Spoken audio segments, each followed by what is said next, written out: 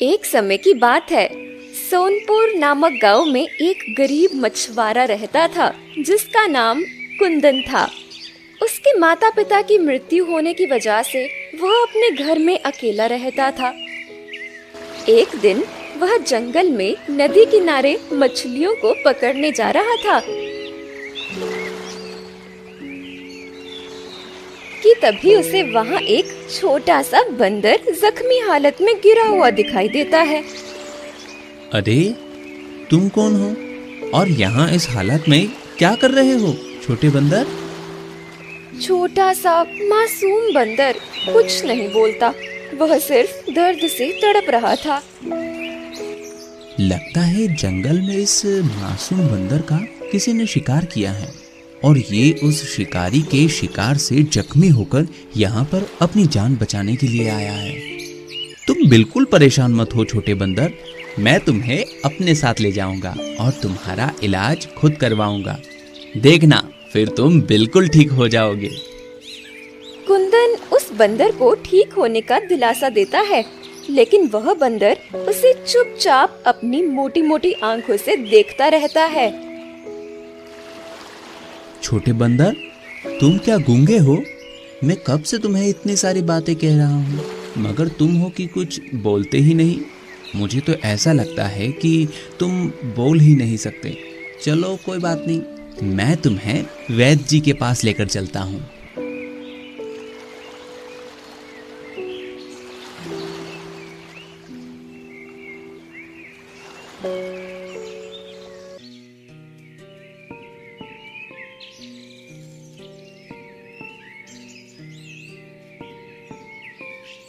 अरे कुंदन, कहाँ जा रहे हो इतने जल्दी में? और ये बंदर तुम्हें कहाँ से मिला? अच्छा हुआ वैद्य जी, आप मुझे यहीं मिल गए। मैं आप ही के पास आ रहा था। वैद्य जी, ये बंदर बहुत जख्मी है, आप इसका इलाज कर दीजिए। कुंदन, लोग मेरे पास इंसान का इलाज कराने आते हैं और तुम इस बंदर को लेकर आए हो। भले इसे इलाज की क्या जरूरत? ये जानवर तो एक दूसरे का शिकार होने और एक दूसरे का शिकार करने के लिए ही दुनिया में आए हैं। नहीं वैद्य जी, आप ऐसा मत कहिए। जिस तरह हमें दर्द होता है उसी तरह इन्हें भी तो होता है ना। मुझे नहीं लगता कि तुम्हें अपनी मेहनत की कमाई इस बंदर के इलाज में लगानी चाहिए। वैद्य जी, मेरे पैसों का मोल इस बंदर की जान से बढ़कर नहीं है। ठीक है कुंदन, अब तुम्हारी यही जिद है तो इसके आगे मैं क्या कर सकता हूँ? चलो मेरे साथ। इतना कहकर वैद्य जी कुंदन और बंदर को अपने घर ले आते हैं। वह बंदर की चोट पर बहुत सारी दवाइयाँ लगाकर उसकी पट्टी बांधते हैं। देखो कुंदन, मैंने इसकी मरहम पट्टी तो कर दी है, लेकिन तुम्हें इसका बहुत ज्यादा ख्याल रखना पड़ेगा। ठीक है वैद्य जी। कुंदन बंदर को लेकर अपने घर चला जाता है। बंदर बेचारा जख्मी हालत में सुस्त होकर कुंदन के पास लेटा रहता है।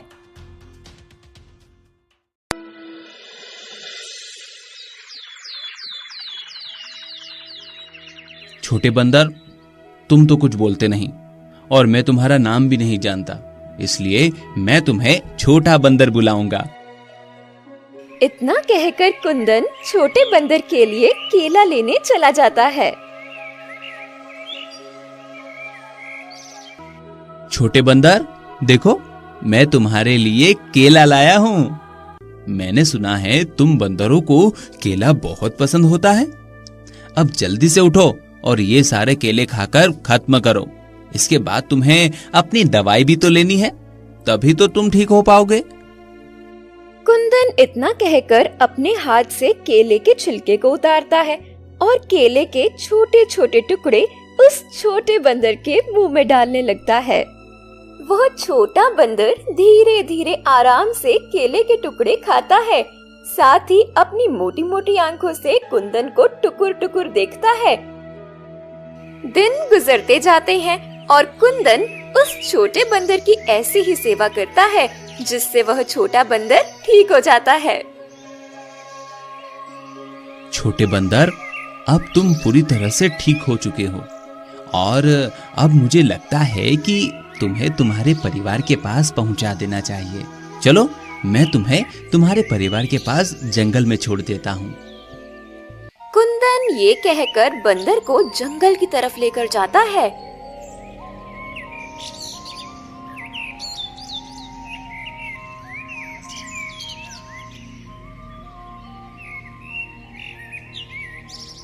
ये लो छोटे बंदर, तुम्हारा जंगल आ गया। अब तुम अपने परिवार के पास चले जाओ। मुझे यकीन है कि तुम्हारे परिवार वाले भी तुम्हें ढूंढ रहे होंगे। कुंदन की ये बात सुनकर छोटा बंदर उसकी गोद से उतरता ही नहीं है। कुंदन बंदर को ऐसा करते देख उससे कहता है, छोटे बंदर, अब तुम जंगल में अपने परिवार के पास जाओ। कुंदन की बहुत कोशिशों के बाद भी बंदर उसकी गोद से नहीं उतरता।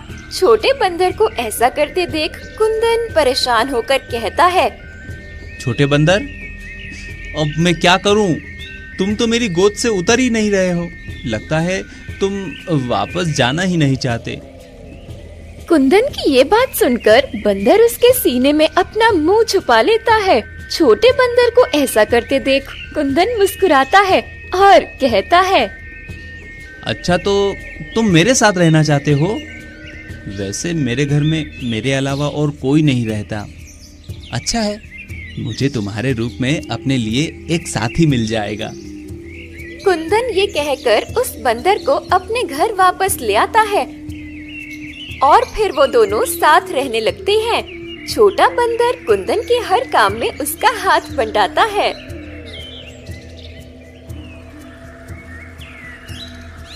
एक दिन कुंदन नदी किनारे मछली पकड़ने जाता है।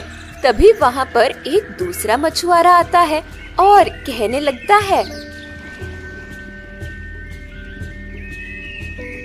अरे तुम कौन हो और यहाँ क्या कर रहे हो? मैं कुंदन हूँ और यहाँ पर मछली पकड़ने आया हूँ। पर मैंने तो तुम्हें यहाँ पहले कभी नहीं देखा। मैं तो यहाँ रोज आता हूँ। हो सकता है कि आप और मैं रोजाना अलग अलग समय पर मछली पकड़ने आते हो, इसलिए हम दोनों की कभी मुलाकात नहीं हुई। तुम मुझसे झूठ मत बोलो। और रही बात तुम्हारे यहाँ आने की, तो आज के बाद मैं तुम्हें यहाँ मछली पकड़ता ना देखूं, क्योंकि ये नदी मेरी है। अगर तुमने दोबारा इस नदी से मछलियाँ पकड़ने की कोशिश भी की तो मैं तुम्हें इस नदी में फेंक दूंगा। कुंदन गरीब होने के साथ ही बहुत सीधा भी था, इसलिए वह उस मछुआरे से बिना कुछ कहे चुपचाप अपने घर आ जाता है, जहाँ छोटा बंदर उसके आने का इंतजार कर रहा होता है। छोटे बंदर, अब मैं क्या करूं? मेरे पास तो कोई दूसरा काम भी नहीं है जिससे मैं अपना और तुम्हारा खर्च उठा सकूं।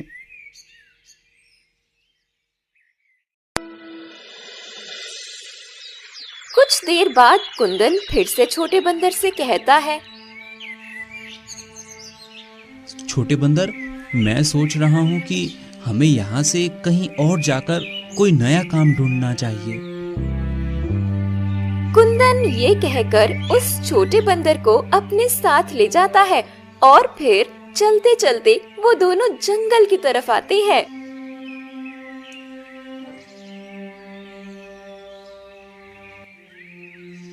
तभी अचानक बंदर कुंदन का हाथ जोर जोर से खींचने लगता है। छोटे बंदर, क्या हुआ? तुम ऐसे मुझे बार बार क्यों खींच रहे हो? अच्छा, मैं समझ गया, तुम्हें भूख लगी है। रुको, मैं देखता हूँ, शायद इस जंगल में तुम्हारे खाने लायक कोई फल मिल जाए।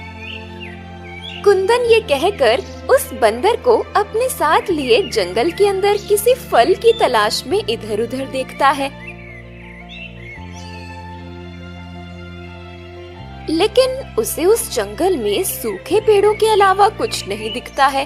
तभी कुंदन छोटे बंदर से कहता है, मुझे तो यहाँ तुम्हारे खाने के लिए कोई फल नहीं दिख रहा। अब तुम्हें अपनी भूख थोड़ी देर और बर्दाश्त करनी पड़ेगी। हम जैसे ही दूसरे राज्य पहुँचेंगे हो सकता है वहाँ कोई हमारी मदद कर दे। कुंदन ये कहते हुए उस जंगल से निकल जाता है और चलते चलते दूसरे राज्य पहुंचता है। अब तो शाम होने आई है, लेकिन अभी तक मुझे तुम्हारे लिए कोई खाना नहीं मिला। अभी कुंदन छोटे बंदर से ये कह ही रहा था कि तभी उसे पीछे से उस राज्य के राजा आते हुए दिखाई देते हैं। तुम कौन हो? आज से पहले तो मैंने तुम्हें अपने राज्य में कभी नहीं देखा। महाराज, असल में मैं आपके पड़ोसी राज्य से आया हूँ। ओह अच्छा, तो तुम यहाँ नए हो, तो मैं ये जान सकता हूँ कि तुम यहाँ क्यों आए हो? महाराज, मेरा नाम कुंदन है और मैं एक मछुआरा हूँ, मगर मेरे पास इस समय कोई काम नहीं है, इसलिए मैं यहाँ काम की तलाश में आया हूँ। अच्छा, तो तुम यहाँ काम की तलाश में आए हो। अगर मैं कहूँ कि तुम मेरे महल के सामने वाली नदी और उसके पास के झरने की साफ सफाई करो, तो बदले में मैं तुम्हें खाने और रहने की जगह दूंगा, तो क्या तुम ये काम करना चाहोगे? कुंदन राजा की ये बात सुनकर खुशी खुशी हाँ कर देता है और कहता है, महाराज, आपका बहुत बहुत शुक्रिया कि आपने मुझे काम पर रखा। अरे कुंदन, कोई बात नहीं, तुम हमारे पड़ोसी राज्य से आए हो, हमारे मेहमान हो, इस नाते तुम्हारी मदद करना हमारा कर्तव्य है। राजा ये कहकर कुंदन और उसके बंदर को अपने महल में ले जाते हैं।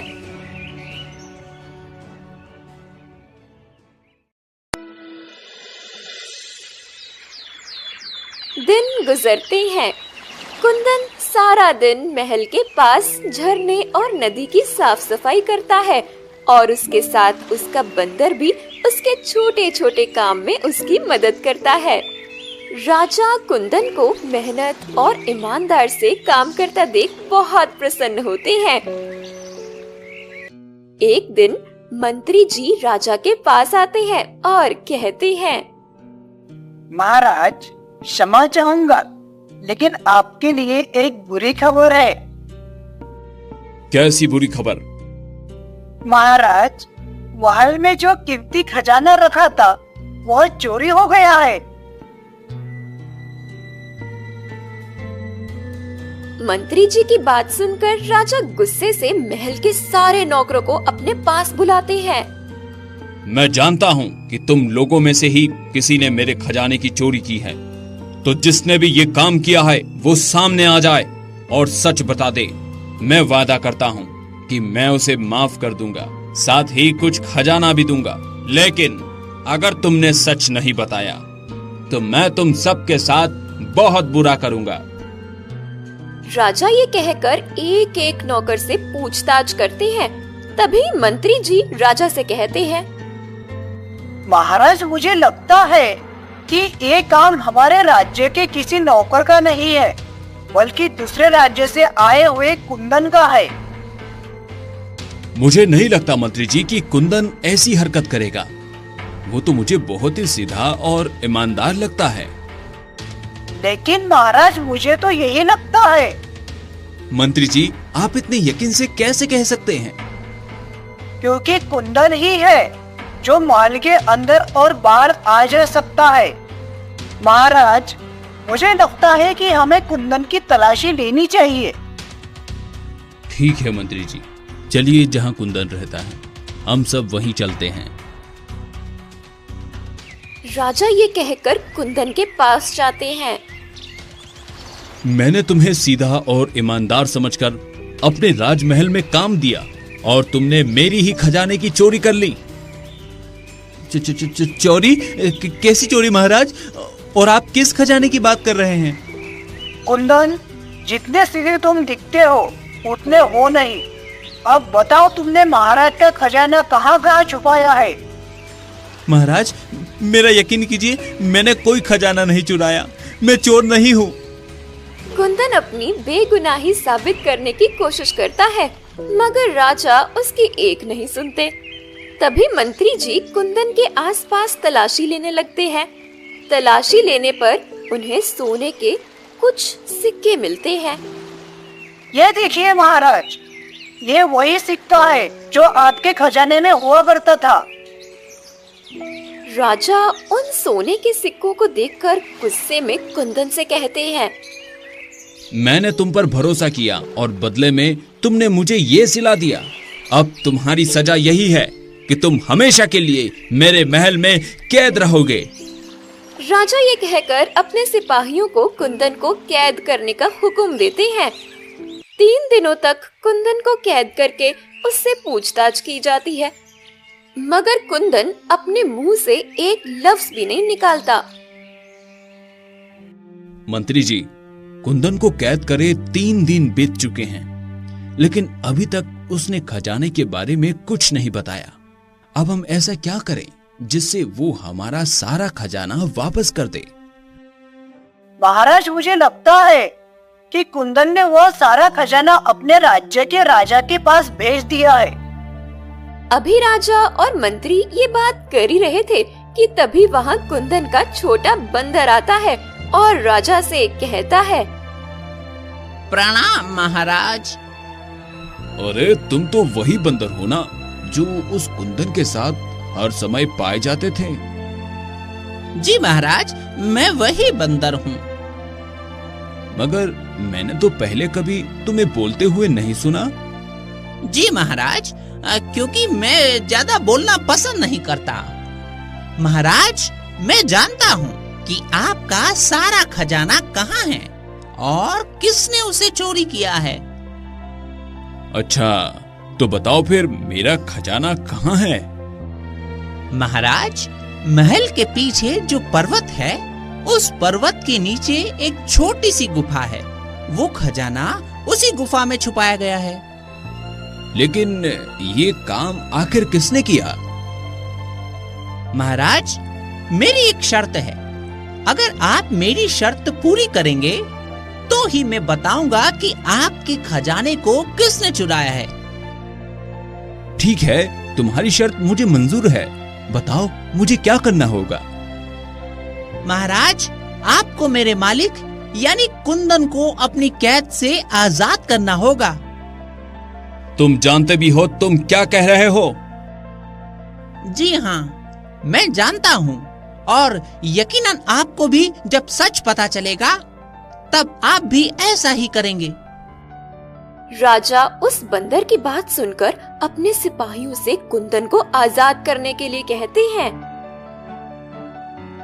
मैंने तुम्हारे मालिक को आजाद कर दिया है। अब मुझे सब सच बताओ। जैसा कि मैंने आपको बताया, आपका खजाना उस पर्वत के नीचे है और उसे चुराने वाला और कोई नहीं, आपके मंत्री जी हैं। महाराज, ये बंदर झूठ बोल रहा है। भला मैं आपका खजाना क्यों चुराऊंगा? इतने सालों में क्या कभी मैंने आपसे कोई बेईमानी की है? मंत्री की ये बात सुनकर राजा उस बंदर से कहते हैं, मूर्ख बंदर, ये क्या कह रहे हो? तुम हमारे मंत्री जी पर झूठा आरोप लगा रहे हो। महाराज, अगर आपको यकीन नहीं है तो आप मेरे साथ चलिए और खुद अपनी आंखों से देख लीजिए। महाराज,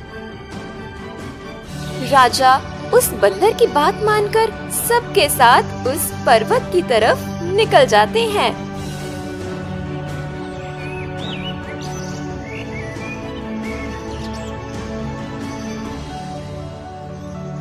छोटा बंदर सबको उस पर्वत के नीचे बनी गुफा में ले जाता है और वहाँ पर छुपा सारा खजाना राजा को दिखाता है।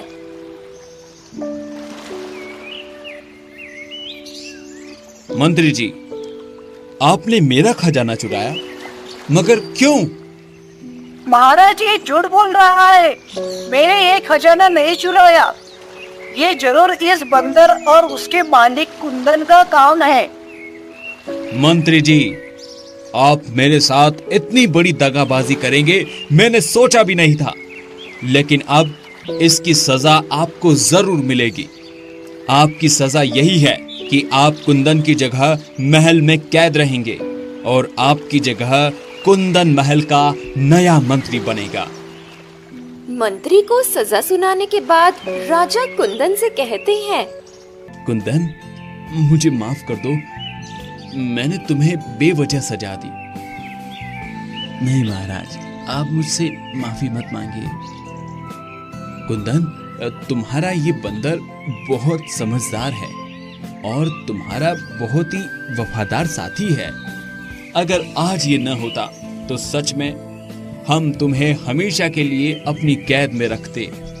जी महाराज, मैं जानता हूँ मेरा ये छोटा साथी मेरा वफादार है, लेकिन मुझे ये नहीं पता था कि ये बोल भी सकता है।